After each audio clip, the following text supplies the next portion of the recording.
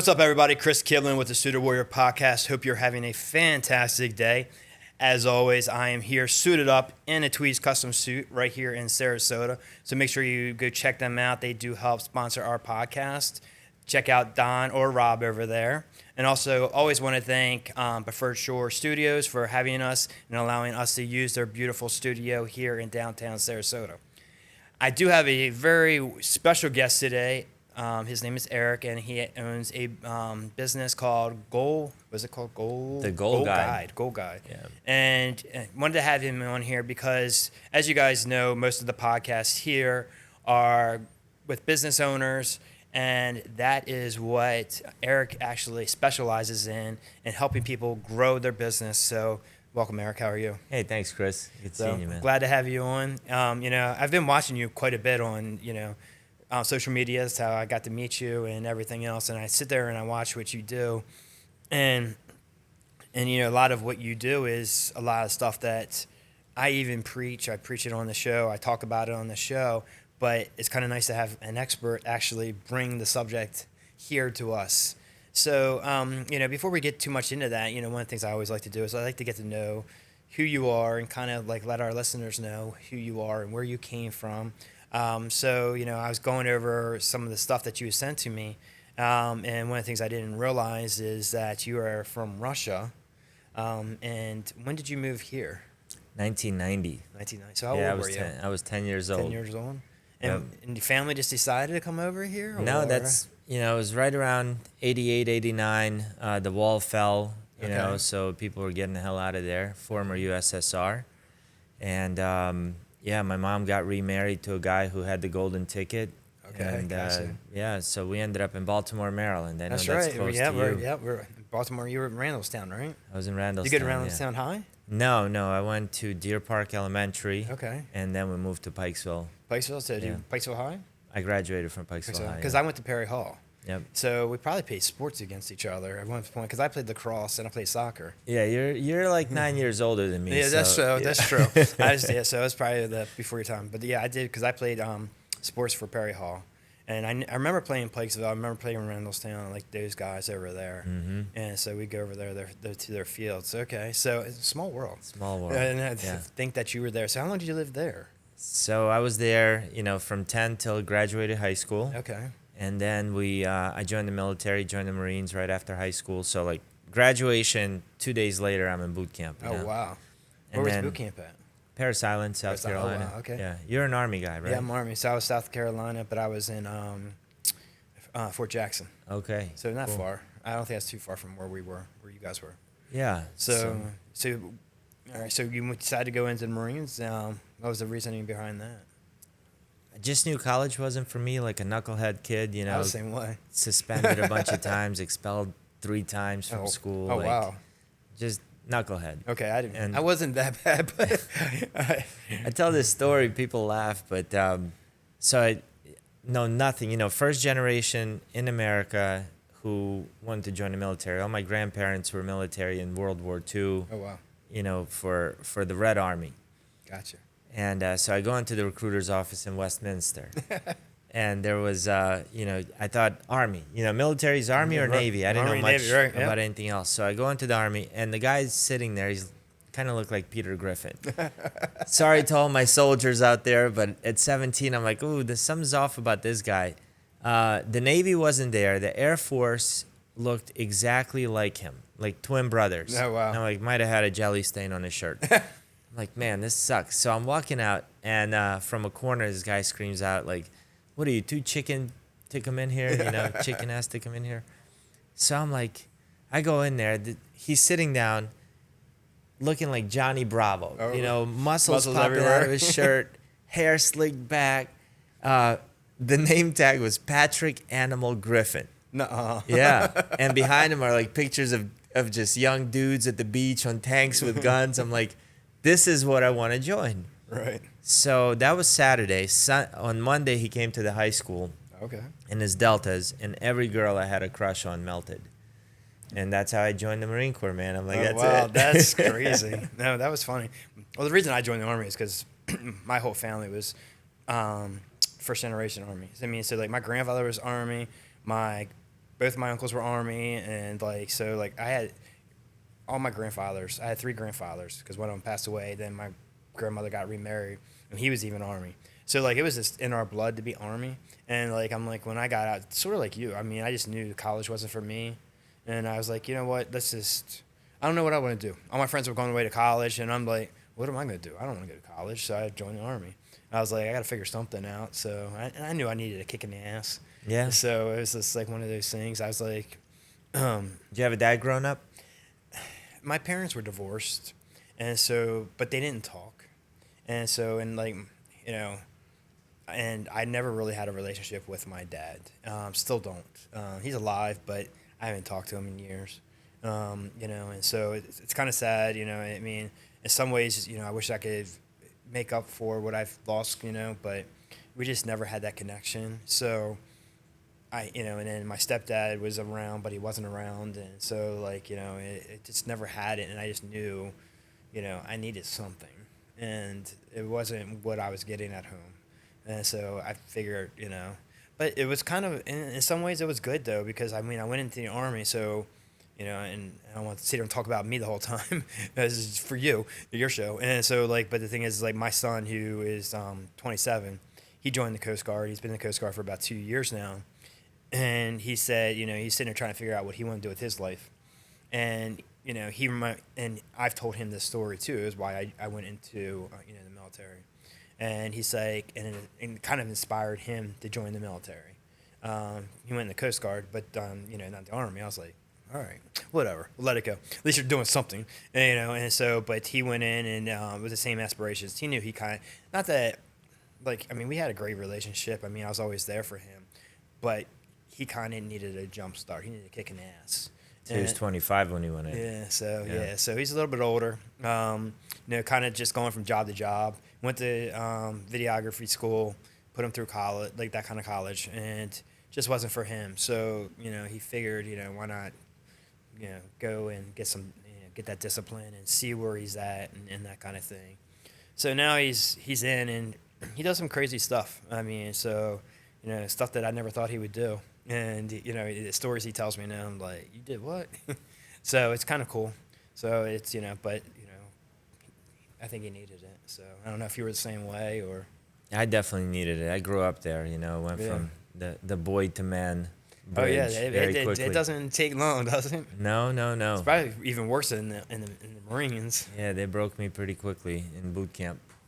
So what'd you do in the Marines? So I signed up as aviation ops, and then I was a part of a light attack helicopter squadron. So I was the gunner on Hueys when I started out, and then I speak Russian fluently, so I did a bunch of that. So that probably helped you, right? Probably with intelligence and stuff in some ways.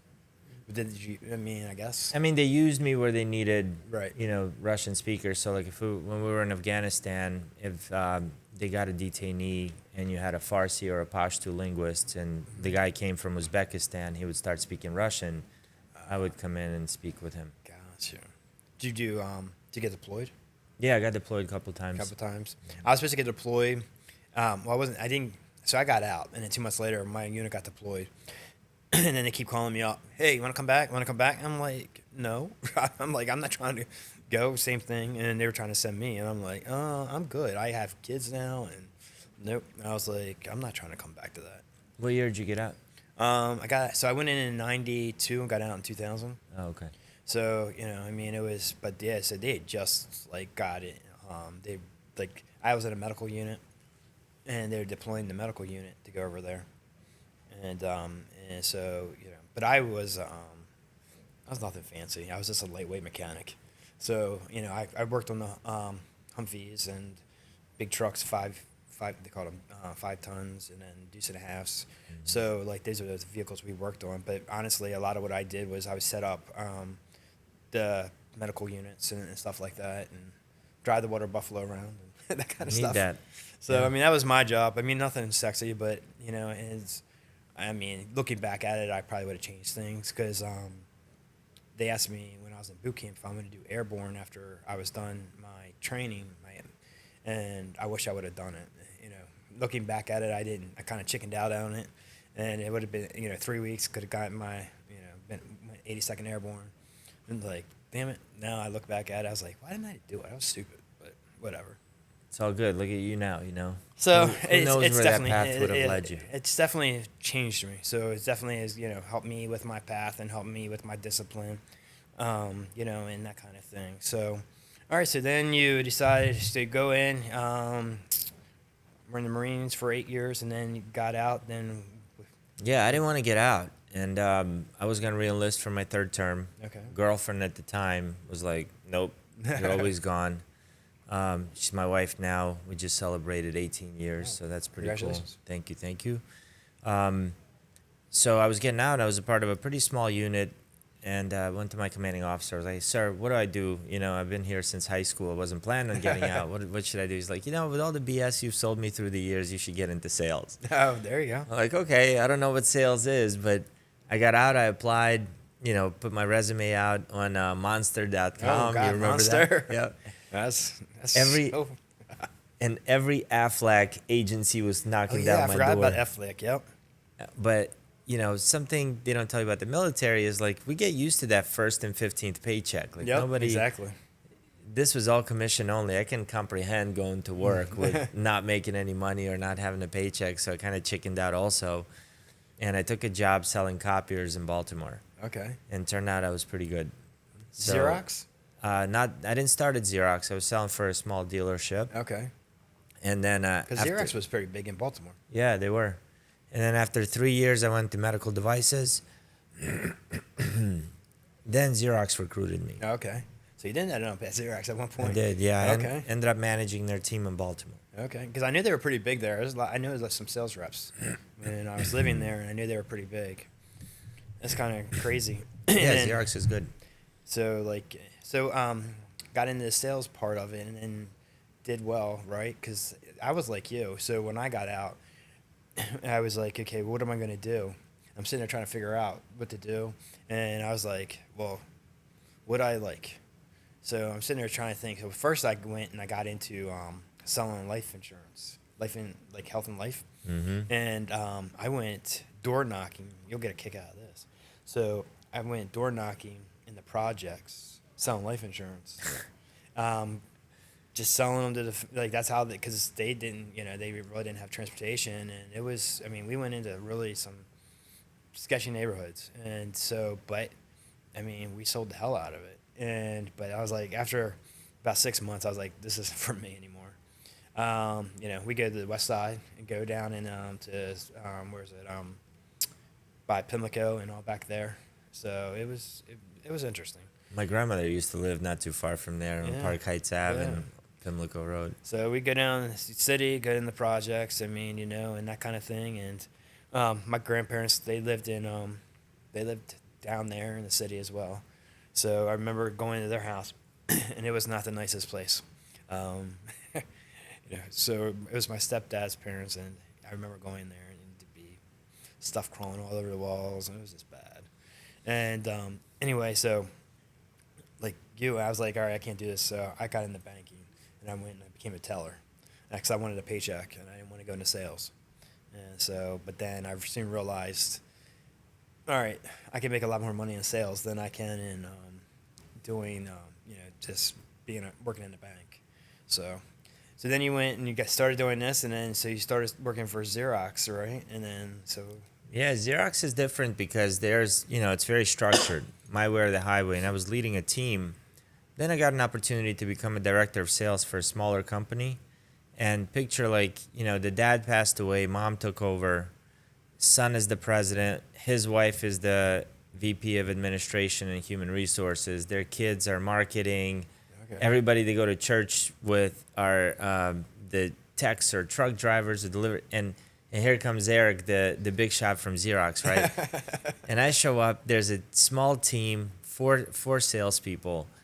And they wanted nothing to do with me, and they're all like best friends with the president. So I'm like, all right, guys, let's go prospecting. They're in the president's office. Like, why do we need him here? Can you just fire him? Oh, jeez. So it was an uphill battle, but that's when I decided I'm like, okay, let me brush up on my leadership ability. I went and got certified through the John Maxwell team on just learned everything I could about leadership principles, started applying them, and things turned around. Like they started inviting me, to their home for a barbecue on a Saturday, and it's like, okay, Nice. now I Yeah, know I'm you're winning. getting in.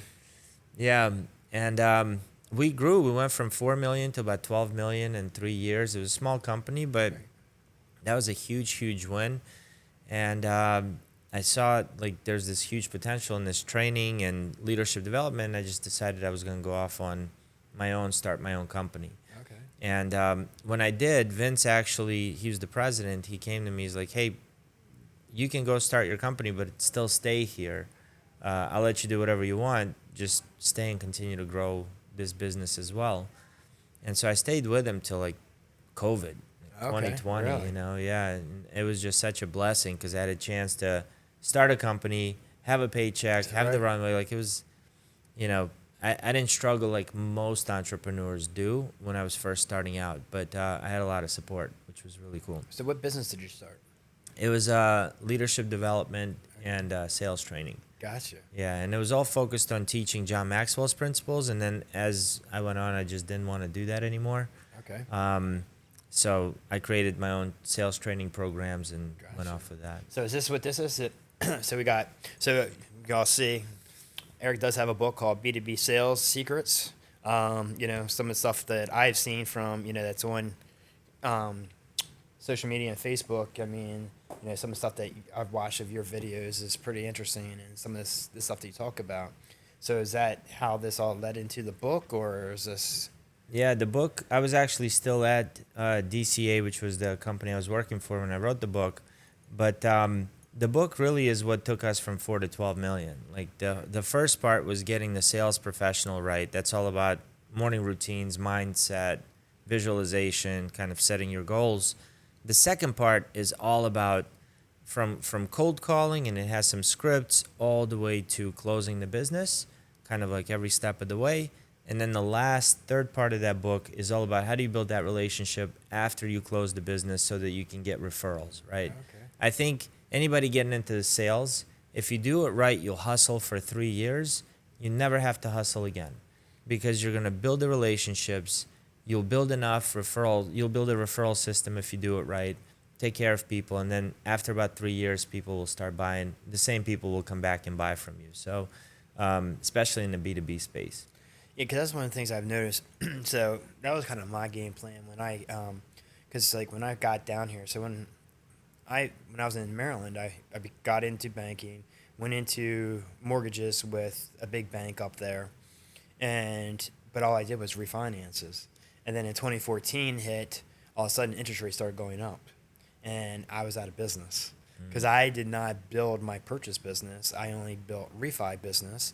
And once rates go up, then people don't need you anymore because there's no more business, right? So I did not go that route. So my wife and I, we got to that point and saw the business just going, and we're like, all right, we need to change, So we actually decided to move down here, and I went back into retail, went back to running a location, but when I got back into mortgages down here, that's what I kind of was the same mindset, right? What's my morning routine? What am I going to do every day? How am I going to do it? How am I going to get referrals? How am I going to be successful? A lot of people don't realize, because the thing is what most people see, somebody like you or somebody like me, or even like, let's just say that they're, a great real estate agent or whatever that position is. They kind of see where you're at the success, but they don't see everything else, or they didn't see how they got there. And so when we have people in the podcast, one of the things is like I want to talk about is, okay, so even you building your business, your sales and leadership business, I'm sure it wasn't easy. So walk us through on how you came up with the idea, and what kind of struggles did you go through to get there? Because nothing's easy. I mean, if it was easy, everybody would do it. Especially when you're talking about something, especially getting people to buy into your system. Yeah, that's an interesting question. I never looked at it as it was hard. I just, I'm just naturally a pretty optimistic person. So like, if it doesn't work out, it doesn't work out. Like, what's next, right? Just keep moving. But the way it started was when I was with the John Maxwell team. They have two lanes. One, they teach you how to be a good leader, but the other is certifying people to run their own speaking, coaching, training companies on leadership using John Maxwell's materials. So I'm surrounded by all these people that are starting their own businesses, and one of the ways that they do it is they tell you, go start free mastermind groups. So because I had a bunch of business owners in my Rolodex in Baltimore from selling copiers, I cold called 10 of them, and I said, hey, I want to try this out. I got certified through John Maxwell. I'm going to get 10 business owners in a room. I'm going to teach you. We're all going to study this book, The 21 Irrefutable Laws of Leadership, for 10 weeks. And afterwards, all of you will be better leaders. And it's all free. I just want to see how it goes. Right. So every Wednesday night, me and these 10 business owners in Baltimore, one of them gave me their spot. It was in Fed Hill. And we would meet Wednesdays from 7 till about 9. And every single week, I would teach them on the book, and we'd have discussions, and they'd have good takeaways. And lo and behold, after the 10 weeks, 4 of them came to me and said, dude, what would you charge for you to come in and work with my managers on this same topic? And I had no idea. I'm like, $3,000? Right. And they're like, yeah, good, come on. And right there, I made my first 12 grand, and it was like, okay, there's something to it. Me just being an outgoing guy, working out early in the mornings. You ever been to the Lifetime Fitness in Columbia, Maryland? I don't know, when did you move? So, I never went to. So there was a Lifetime Fitness over where I was in White Marsh, because that's, I think, or is that, am I thinking the Athlete or something else? There was Gaithersburg, there was Rockville and Columbia. Okay, so I don't think I've ever been there. When did you leave? So I left, I've been here for 11 years. Oh, okay. Yeah, so in 2000, I think 5 or 6, they opened their first location. And that gym was insane. Like Lifetime Fitness probably, it's a health club, right? Yeah. Well, and they're 24/7. So 5 a.m. workout crew, who's working out at 5 a.m.? The hustlers. They're the ones that got to work. Right? They're the ones that got to work. They're the VPs. They're the C-level executives. And Eric. And Eric. Yeah. And so I enjoyed, because I'm still today, 5 a.m. I'm up working out. So I got to meet a bunch of these people, and they would, through conversations, like, what do you do? Oh, sales training, executive leadership coaching. Oh, can you come talk to my team? And then through the networking, I would just get clients here and there, piece by piece. There was no system in place whatsoever. Oh, wow. And then started bringing on one-on-one coaching clients. And then when we moved here, I started a group coaching, and we got clients in there. And just recently I signed, I was a part of a pretty big sales training program where I traveled the last 6 weeks all over the place, training a company that has 650 salespeople. Wow. Across like 5 cities. So it's like, it's just grown. Now, how do I do it? Okay, if I had to track back, it would be what you're doing here. Start a podcast, build a personal brand, put out content as much as possible. Let people know that you're out there, and not be the world's greatest hidden secret, Well, one of the things is, because I didn't get through John Maxwell, but I did go through Grant Cardone, and he had an ambassador program. And so I went through it. It was a private group. It was like 30 of us, and every week we got on. It was like a mastermind type of thing, but he had his own like syllabus and training and everything. And he would get on there with us, and we'd work. And then he had this big conference in Miami. We had a special section and everything where we got to sit. The 10X? Yeah, 10X. I was there. So, and then, but do you remember? Where the sound sucked and they had to put up the barriers? Russell Brunson came out and nobody could hear what he was saying. That's right, I remember that. So he has said something to me that stuck to me and has never gone away. And I say this all the time. I probably say it on almost every freaking podcast, so people are probably tired of me saying it. But it was always the biggest thing that my biggest takeaway is if people don't know who you are, how can they do business with you? And I've never forgot that. Mm-hmm. And so like one of the biggest things is like that's why like I do as much as I do on social media. That's why I do the podcast. That's why I do networking events. I have a mastermind group that I started, and it's because the thing is I try to do as much as I can, get my name out there as much as I can, and and really build my brand. because if they don't know, how can they send you business? If they like, well, who's Chris Kiblin? I've never heard of him, and so like, or who's this guy, So it's so true because, you know, so many people are against social media, or I don't want to put my business on social media. I don't want to put this on, or do that, or do this. But then the thing is, then you wonder why your sales aren't growing. I mean, did you pick up the phone and call 10 people today? Did you, who did you talk to today? I mean, who did you say, hey, this is what I do? And a lot of times people just don't realize, like, you just can't sit in your house and expect business to come to you. Not gonna happen. Yeah, my kid, it's amazing. My kid, about 3 months ago, decided he wants to start a photography company. Okay. He's 15. Oh, wow. Okay. So obviously, I helped him set up a website. We got him business cards. I'm teaching him a few things. He opened so many doors. He's now going to be one of the official photographers for the Sarasota Paradise team. That was a cold call. Oh, really? Yeah, at best, I'm his Uber driver. He came to me, he's like, Dad, these guys are at Waterside every Wednesday. Can you take me there Wednesday so I can introduce myself? Yeah. He got invited to be as a part of media for the biggest under 18-year-old cup at IMG and spent like 2 weekends there photographing them. Then he got a media pass. He networked there and got in with some agency that got him a media pass to be a photographer for the professional team in Orlando. Like, we drove out to Orlando so he could be there taking pictures. So I'm like seeing him explode like this, and it's just awesome. And the kid's 15, made a few $1,000 already. Like, doing awesome. Great. And that's the thing, is that's what people, it's the networking, right? And it's who you talk to and who you surround yourself with. That's it. And finding those right opportunities, because you just never know what the right opportunity is going to be. You think, I mean, there's so many times, you might see somebody and you look at him and say, okay, he's successful.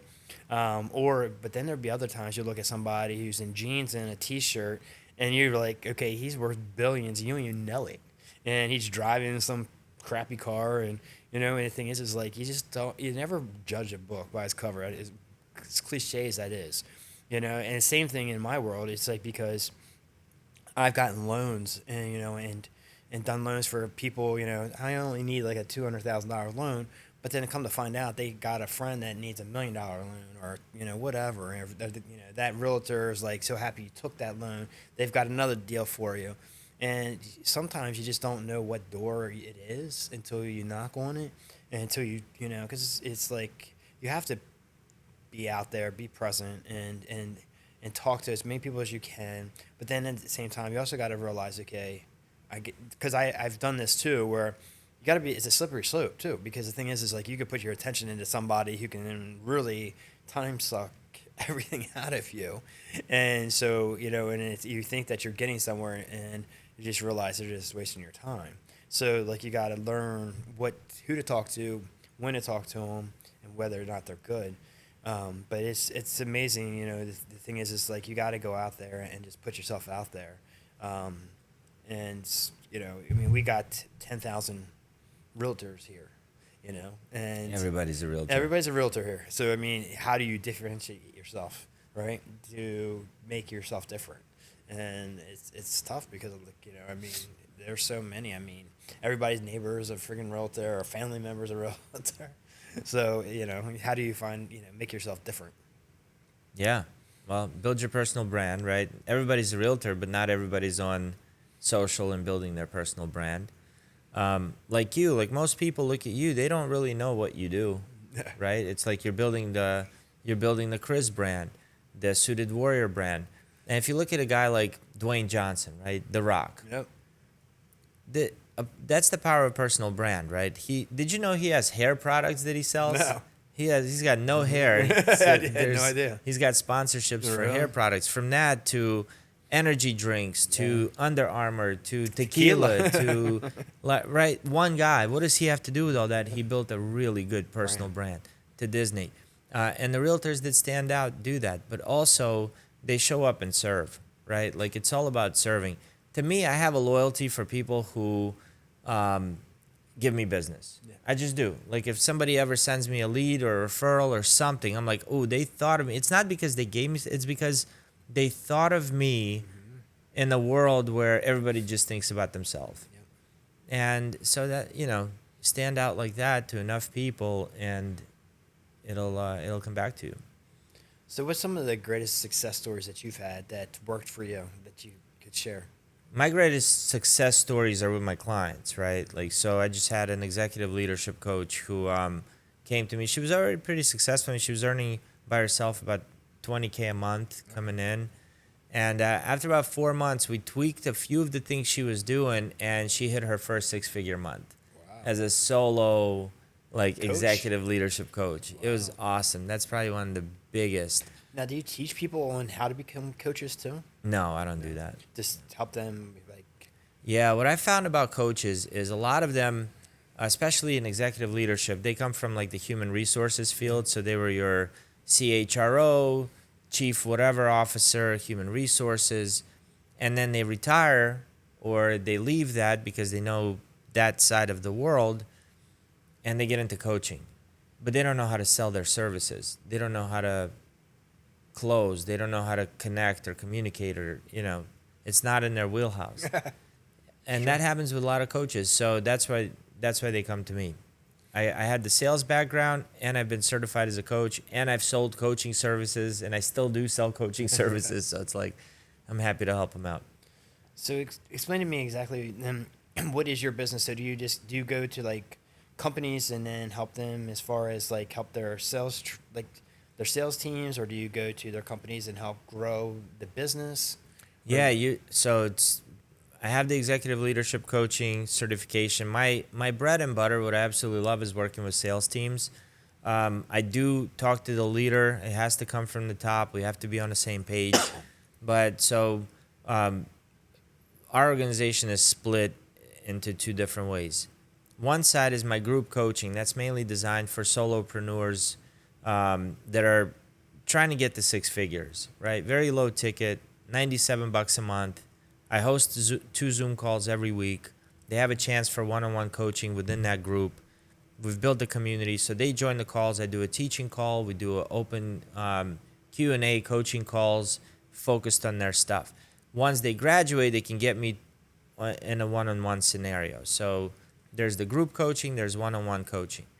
Then what we do, and my wife is my business partner, we're both certified in different communication styles, so like DISC assessments and training teams on that.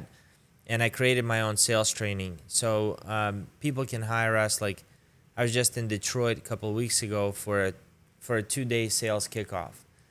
I was the guy from 9 a.m. till 5 p.m. working with a group of salespeople and facilitating really from anything from closing all the way, from prospecting all the way to closing, right? So we had 2 full days where I had to come up with content, work with the team, and keep them all engaged, right? So, and then anything in between, whether it's an hour keynote, whether it's a 2-hour training session, half-a-day training session, 1-day training session, like we can come out and do that. That's pretty awesome. All throughout the country, or? Yeah, I mean, I'd like to get more here in Sarasota, but it's been all over the country and sometimes in other parts of the world. Like 2 years ago, I was in Jamaica giving a keynote. Oh, wow. Yeah, power That's of pretty networking, cool. right? Yeah. I mean, I don't know. If someone wants to send me to Jamaica, I would go. I did think go. that'd be fun. It was I mean, I'd be like, okay. It was in Kingston, and it was awesome. I've never just, I've been to Jamaica to like all-inclusive resorts, but I've never stayed like in the heart of Jamaica. Yeah. And it's like, okay, we got a business conference. We want you to come in and talk to us about sales. So I show up, and there's a few hundred people in the seats, and the audio's not working. Oh, geez. My PowerPoint's not coming on. So you gotta Ad-lib a little. Yeah. I figured you'd be pretty good at that, Chris. Yeah, no, it was fun. So that sounds like a pretty cool thing. So what's your day like? I mean, so do you got a plan? So obviously you get up what time you get up every morning? Because obviously you got now it's 4 a.m. 4 a.m.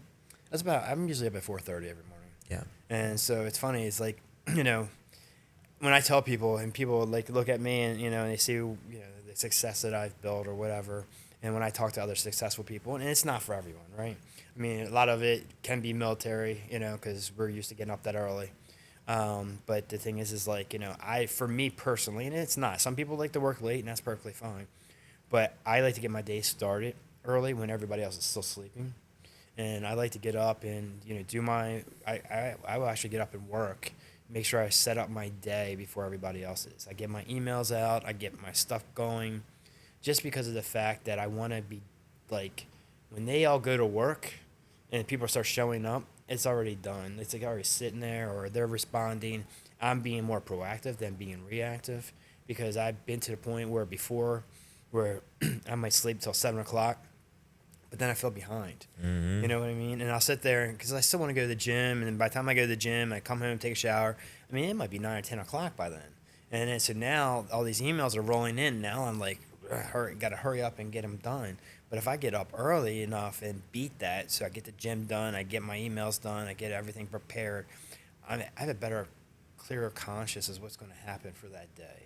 You know, so, you know, but like I said, everybody else is, you know, everybody's different. There's no wrong way, because most people I tell that I get up that early, they're like, I can never get up that early. I was like, well, it's your mindset. I mean, you know, if you want that, if that's the way you want to do it, I just do better that way. I don't know about you, but. Yeah, I agree 100%. So I got two little kids. Well, they're not very little. One's 15, the other one's 12. Have my wife. And got my own, you know, mental crap I got to deal with, right? We all go through it. Yeah. We all, you know, everybody just sees the best version of what we're trying to look especially like. On social media. Especially on social media. But behind the scenes, like, all of us have dealt with trauma. All of us have been through crap. All of us have some fears that we're dealing with, some stuff that's going on in our life that we're not sharing out in public, right? And so me waking up early, I don't do any work. Like, it's not to get up and do work. I meditate. First thing is just meditate, either some hypnosis or meditation. How long do you do that for? They're usually guided, so it's either 15 to 30 minutes. Oh, really? And yeah. Got like a room, like it's all, is it dark or is it? Yeah, no, I literally, alarm goes off, I plug my headphones in, they're right by my bedstand, YouTube. Mm-hmm. Okay. And get out of bed at 4:30, brush my teeth, get into my gym clothes, I go into my office and I journal. Okay. And journaling can be in a bunch of different ways. One is the gratitude journal. Like, if I don't have anything else to journal about, it'll be a gratitude journal, because if I focus on all the things I'm grateful for, I can't focus on all the negative stuff, right? So, like, I just got to get myself into that mindset. So either gratitude journal or a journal of, like, I'm creative, right? So, like, what do I want my life to look like? And this is something I do with my clients, is any given Tuesday journaling. So you picture yourself on a Tuesday. It's not, you're not on vacation. This is your life, but this is your dream life. Okay. Like, gotcha. All of your goals are there. And you journal as if you're doing it in present tense. So it'll say something like, as I open my eyes, I look over and I see the love of my life laying there right next to me. I hear the ocean waves crashing, and as I open up my balcony doors and walk out in my foyer, I see this beautiful Gulf of America, right? Like, right. Now you're picturing it, you're visualizing it. It's like, it just becomes really fun, right? Describing the house you want to live in, describing the shape you're in, describing what the food you're eating. If you do it correctly, it'll take you 4 days to get to lunch. Right? I mean, yeah, because that's a lot. I mean, if you're really visualizing that much part of it, like that much of it, Mm-hmm. you know, and you're really getting deep into that. But the thing is like, I've heard the power of journaling, and a lot of people have told me, and I haven't journaled, but a lot of people have told me that, like, if you do it enough and you say it enough, then it will actually start. And believe it while you do it. Yeah. Like, you feel yourself there. I've never done it and then not come to fruition. It's powerful. I believe in the law of attraction. It's worked out in my life. I'm huge on the law of attraction. I'm huge on believing everything happens for a reason. You know, just things happen. You know, like for me to move down here, you know, I mean, Baltimore was great and all, but the thing was, is like I moved down here, and once I got my business up and running and got into the real estate world and met a lot of great people, you know, there was a reason I was supposed to be here. You know, and so I always look at it that way. Chris, I believe that we create it. I believe we create everything in our life, the good and the bad. Yeah, it's true. Right? We do. That's true. Even the bad. I mean, sometimes I've done some, I don't want to say bad, but like stupid shit. And I look back at it and I'm like, what was I thinking? Mm-hmm. You know? And, you know, you're just sitting there and you're like, why did I do that? Or what made me think that, and that's part of our life lessons, right? I mean, I've done some dumb things in my life, and and just regretted it. Um, Not always the smartest, but you kind of have to take it and say, okay, all right, if you learn from it, that's a different thing, right? If you let it take you down, then that's a whole different world. But I usually try it when I figure out that I have done something. Like, I mean, 2023, then 2023, I went into a major depression, went into major, like, I don't know, just total breakdown mode. I think I'd been going at it so hard for so long that I just had this like mental breakdown, and then I end up in the hospital and getting sick, and I wasn't taking care of myself. I wasn't doing what I was supposed to be doing. I really kind of stopped working out. I mean, I was working out, but they were, they weren't really workouts. Just kind of going in there, moving around, and it's just like and looking at it now and reflecting back at it now, it's like the bad part of it and everything. You know, Now I look at it as okay, turn it around to a positive. Like okay, how do I change that and then really look at it? I think a lot of times people will take that. I mean, because like what I went through last year, a lot of people would have just said hell with it and sit in front of the TV and whatever and not done anything. But like I don't have that mindset, and so I can totally see. And I never really until you said something, I really didn't think about the bad, because we always think about the good. We don't think about the bad. So that's true. Yeah, couldn't agree with you more, man. I mean, the fact you went into the depression and then ended up in a hospital is not a coincidence. Yeah. Right? Everything has its origins in thought. Like that's how we create. We think. Everything. Like this water bottle with the preferred Shore real estate logo was somebody's idea. This studio, the idea that you had about the Suited Warrior started as an idea, and look where it is now, right? The Suited Warrior podcast came from that. Every single thing in our world comes from a thought, the good and the bad. And so if we know that, which I do, we got to control the thoughts. You got to control it.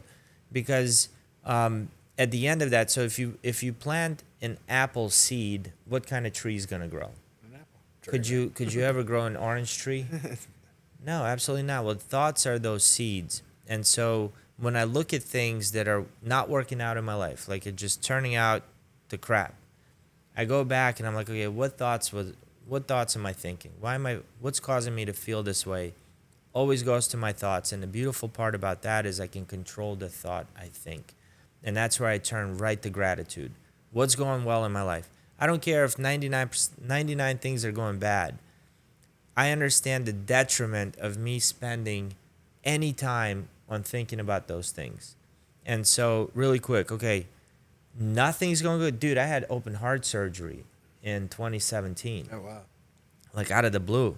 3 birth defects they found. Oh, jeez. Doc was like, hey, if we don't do this in 2 weeks, you're not making it through summer, right? Oh. So I'm like, okay, Wow. I could think of that. Or I could just thank God that I'm alive today. I got health today. I got all my limbs. I know a bunch of guys that don't have all their limbs. I got a beautiful wife. I got beautiful kids. I'm in America. Like, I could just start focusing on all the good things that are going on, right? And good things come from that. Yeah, I think sometimes we let the negative things do get to us, though, and we kind of, like, instead of looking at the positive, and that's really where my mind shift came after I got out of the hospital. Because as I'm sitting in the hospital, and I'm there, and I'm by myself, and I mean, because they only let visitor hours for so long, you sit in that hospital bed, and you're just there, and you can't do anything. I couldn't move, couldn't get out. So the only thing you have to do is sit there and think, and so overcoming these thoughts, overcoming the positive thoughts, and how, if I make it out of there, what am I going to change, and how am I going to change my life? And so, like, the thing is like, honesty is key. When I was sitting in there and I was fighting for my life, because the thing is once I came out of the coma, I mean, I was still fighting every day until I finally started getting better. But I realized, okay, I mean, yeah, I want to fight for my family. I want to see them, fight for my wife and fight for everything else and still be alive. But the thing is I realized I have to do it for me. I have to fight for myself. And, and I never have done that before. I never kind of really put myself first. And so you realize quickly, like sitting there, it's like, okay, well, if I don't do this for me, then it's not going to happen. Like, I mean, I'm probably going to die. And so it was very, eye opening for me. And, and the thing is I've taken that, and once I got out of the hospital and started to spread that positivity of that and talk about it, and how lucky we are every day that we get to open our eyes, and that we're here on however long we're here, and to see the people that we love, to see what we're going through. Yeah, I mean, do we have our bad days? Absolutely, everybody does. But the thing is like we still got to kind of also reset and and take a step back, and like you said, you got a beautiful wife, got beautiful children. There's a lot that we are here and able and lucky enough to be able to enjoy this life. And I think so many people need to hear that more and more and more, because once you get on social media and everything's bad, everything in the world's falling apart, and the thing is like we are even, people let our political views or let our whatever views get in the way of everything else. And I'm just sitting there, I'm like, why are you letting so much control your life when, first of all, yeah, you have some control over that, but control what you can control, and control what we can sit here and do, and what you can do, and how you can make a difference, and how you can make a difference in somebody else's life. And I think that's, to me, is more important than anything. So, I mean, it goes back to what you're saying, and so, it really is. And, so on your book, you can get this on Amazon, right? Yep. Hardcover or just soft? Got the audio too, or? Got the audio, but I'll be honest with you, I'm not happy with the guy that did the audio. Oh, really? I just don't care enough to go and fix it. Like, just got so much other stuff to do. Well, I was because when I wrote my book, I think my book came out like 5 years ago or something like that, and I did the of course I got the where you can read it online or the ebook, and then I've got paperback and a hardcover. But I wish I would have done. Everybody kept asking me to do the what do you call it, the video book or whatever that's called, and I wish I would have done it, but I never got to it. Let other things get in my way. So this is the exact steps, step-by-step process for closing more deals. So from a guy who generated over $30 million in sales. So the $30 million, is that from just doing your business-to-business sales, or what is all that? Yeah, it's way more now. I mean, that book was written a while back, but that's all tech sales, like in the copier world, where an average deal size is $7,500 when we were selling it. Oh, wow. It's probably a lot more right now.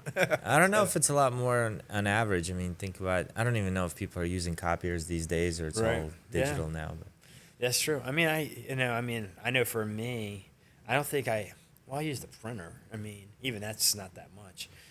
It's funny when, because in my world, when I do business, it's like, okay, when I ask people to send me stuff, documentation, they're like, how am I supposed to copy this, or how am I supposed to get this to you? I was like, and then some of them still, like, believe it or not, there's still a lot of people out there that have like hard copies of their taxes and their bank statements and everything else. Yeah. So I the copy world is, I mean, I know what's crazy. I was talking to somebody. He's like, I went to Staples, and they wanted to charge me like $30 to copy my stuff.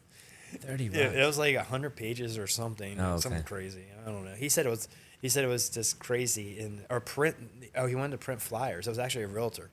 He wanted to print flyers and copy flyers, and he wanted to do like 100 of them, and they wanted to charge him like $30. And it was like, and he's like, because his printer had broke. And so it was just nuts. So, I mean, I guess there's still a work out there.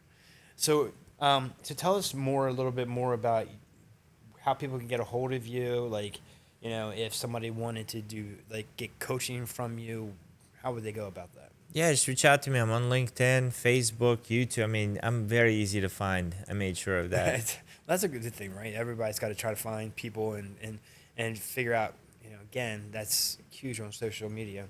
So if they wanted to do something, what kind of, like, do you have different level programs or Yeah, different got stuff? programs for every level, very customizable. Just, if you want to grow in sales, if sales is an area that can use improvement, let's schedule a call, see if I could, see if I'm the right guy for you, right? I might Right. not even be the right one. But we'll hop on a call. I'll ask you a few questions, figure out about your business. If I can help you, I might give you some suggestions. And if not, then, there's plenty of other sales trainers out there. Do you train a lot of realtors? No, I've had a couple, but I don't train a lot of realtors, Okay. unfortunately. You think there'd be more people in the real estate world that'd be reaching out to you? Because that's like, I mean, the thing is, like I said, I mean, we got 10,000 realtors here, and it's a tough business, especially right now. The real estate market is tough.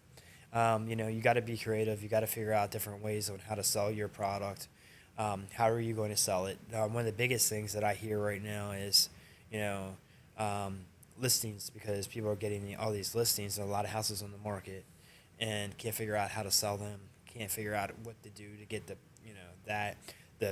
sellers getting upset with the agents because nothing's going on. And it's a difficult situation right now, because you got higher interest rates, higher home prices, so you got a lot of objections, right? And so, like, there's a lot out there, and then figuring out how to change that. I have conversations with realtors and other, like, builders, and even in, whether it's commercial space or whether it's in the real estate world.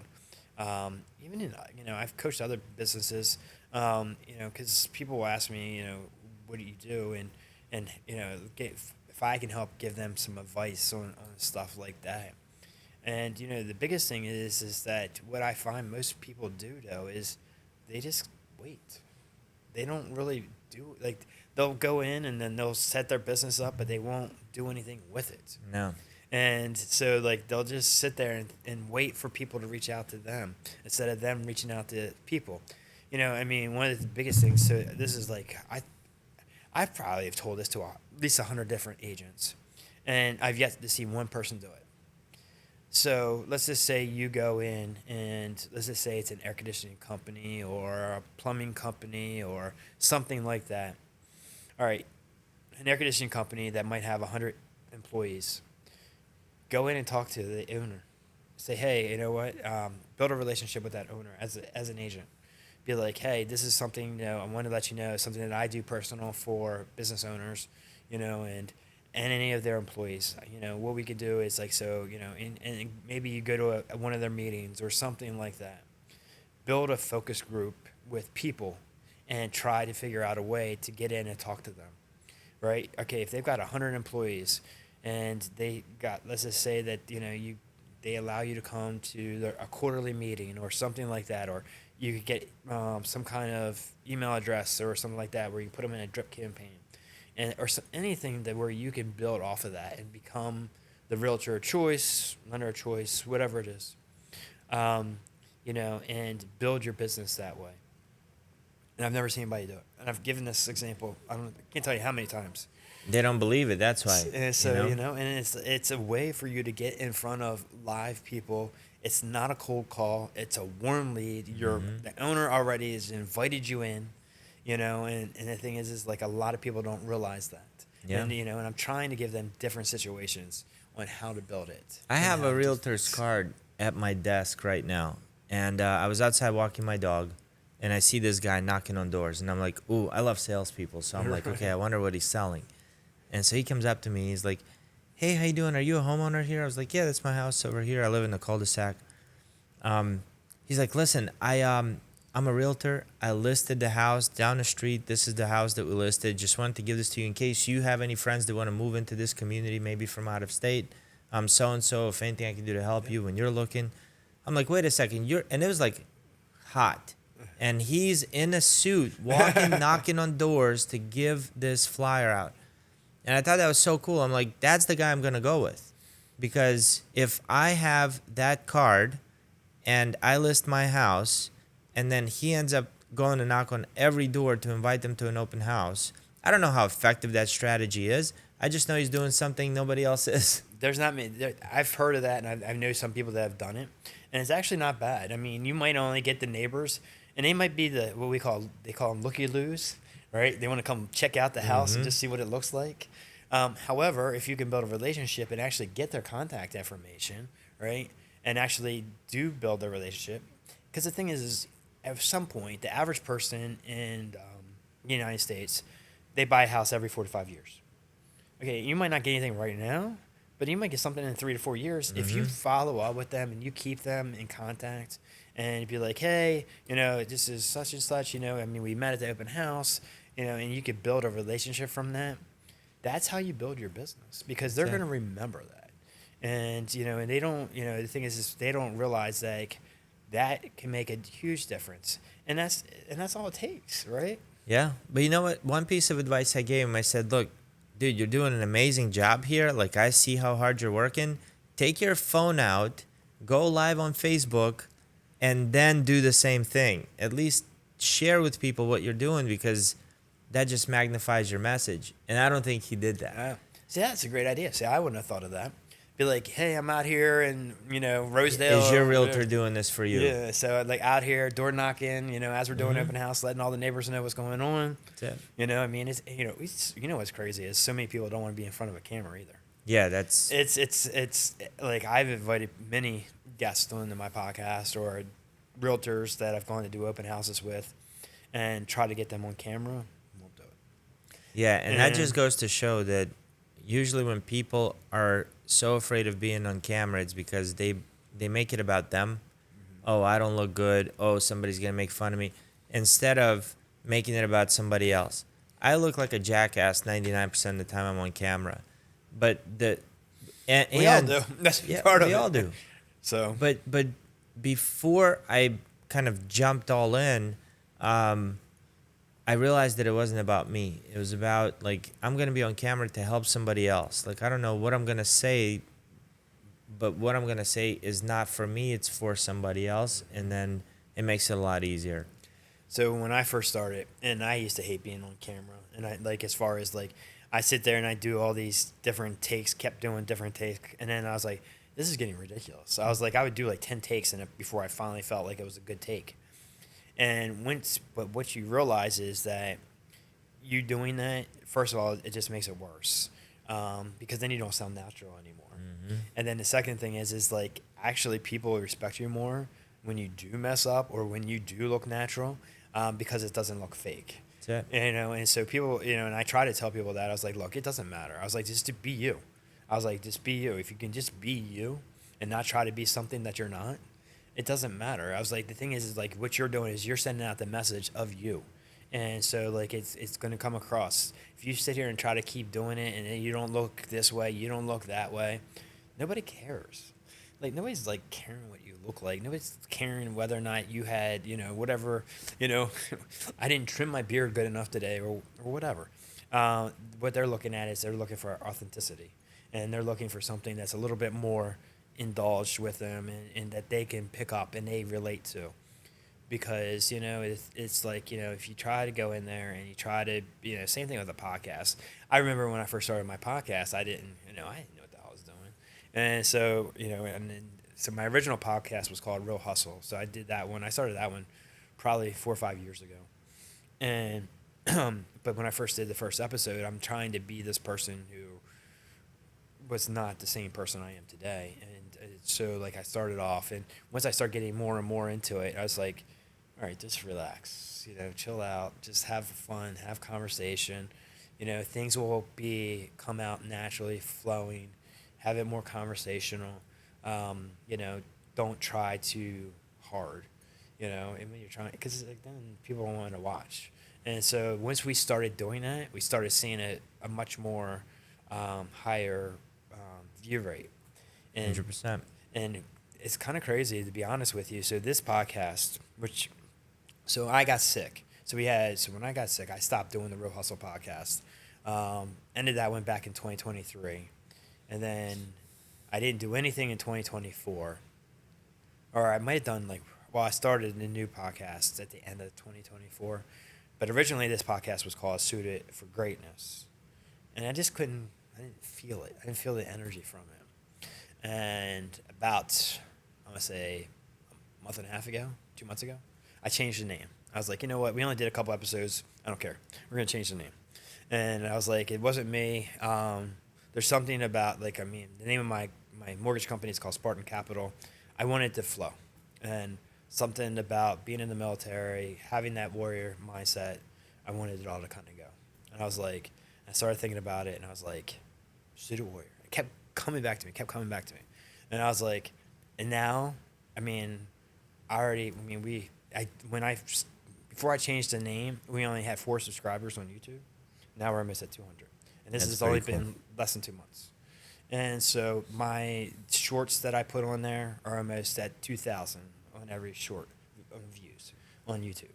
So like, it's just, I think the mindset kind of also changed with me when I changed it, because it was more me and not something. You got to find what's comfortable, you know, and that goes with you, you know, Yeah. and that's just one of those, finding the right branding, I think, is big.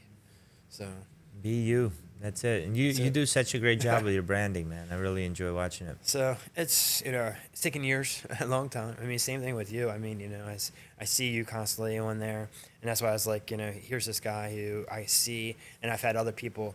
I forgot who told me to talk to you. Was it it was, what's her name? Crystal. Mm-hmm. Crystal Keene. Yep. Yeah. So that was back when she was doing commercial lending. Now she's doing title work. So how do you know her? Just networking. Yeah.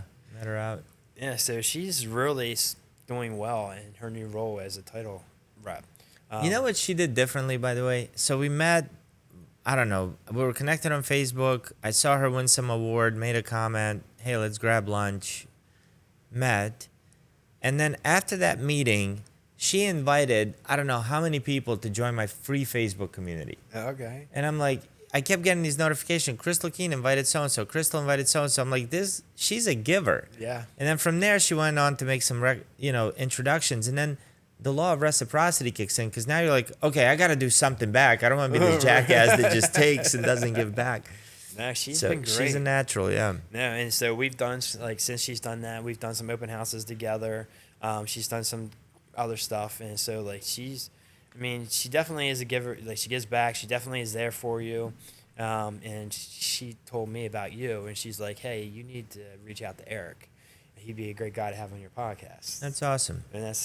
So that's how we kind of started. And then you and I think I don't know if we were already friends on Facebook or not, but I know when she told me that, that's when we kind of connected more. So, well, I appreciate it. Anything else you want to share with us? Anything else you got? No, man. Thanks for having me, Chris. I appreciate it. All right, guys, that ends our show. So make sure you go and check us out on YouTube at Suited Warrior. Make sure you like and subscribe and share it with your friends.